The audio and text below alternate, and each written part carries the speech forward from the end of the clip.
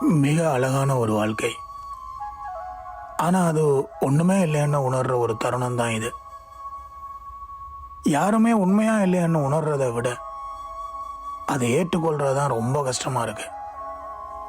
நமக்கு பிடிச்சவங்க அவங்களுக்கு பிடிச்சவங்களோட ரொம்ப பிஸியாக இருக்கிறாங்க. வேறொருத்தர் இருக்கிற வரைக்கும் அவங்க நம்மளை பற்றி கவலையே பட மாட்டாங்க. மறுபடியும் அவங்க நம்மகிட்ட மன்னிப்பே கேட்குறாங்கன்னா அவங்க முன்னாடியே நம்மளை முட்டாளன்னு நினச்சிட்டாங்க. ஃப்ரீயாக கிடைச்சா பாசத்துக்கு அர்த்தம் தெரியாது. ஏன்னா இங்கே இலவசத்துக்கு மதிப்பு கிடையாது. நாம் ஆன்லைனில் இருக்கிற வரைக்கும், இல்லைன்னா நம்ம கூட அவங்க ஃபோனில் பேசுகிற வரைக்கும் தான் இந்த அன்பு, பாசம், நேசம், அக்கறை எல்லாம். ஃபோன் கட் ஆகினதுக்கப்புறம் நம்ம யாரோ அவங்க யாரோ. ஒரு நாள் நாம் இறந்து போயிடுவோம். நாம் ஆஃப்லைனில் இருக்கிறோன்னு நினச்சிட்டு அவங்க கடந்து போயிடுவாங்க. வாழ்க்கை எப்போதுமே நமக்கு நேரெதிராக தான் இருக்குது. ஏன்னா நாம் நம்மளை நம்புறதை விட நம்மளை நம்புறவங்கள நாம் அதிகமாக நம்புகிறோம்.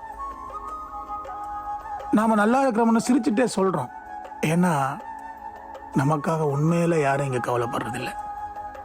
கதை முடிவடையாத போது நாம் விடைபெறும் நேரம் நமக்கு வந்துட்டுன்னா நமது பாத்திரத்தை வேறொரு கேரக்டர் ஏற்றுவிட்டது. இனி யாரை இழந்தாலும் நமக்கு கவலை இல்லை. அப்படி ஒரு ஃபீல் வருது. ஏன் தெரியுமா? நமக்கு இழக்கிறது கூட நமக்கு யாரும் இல்லை.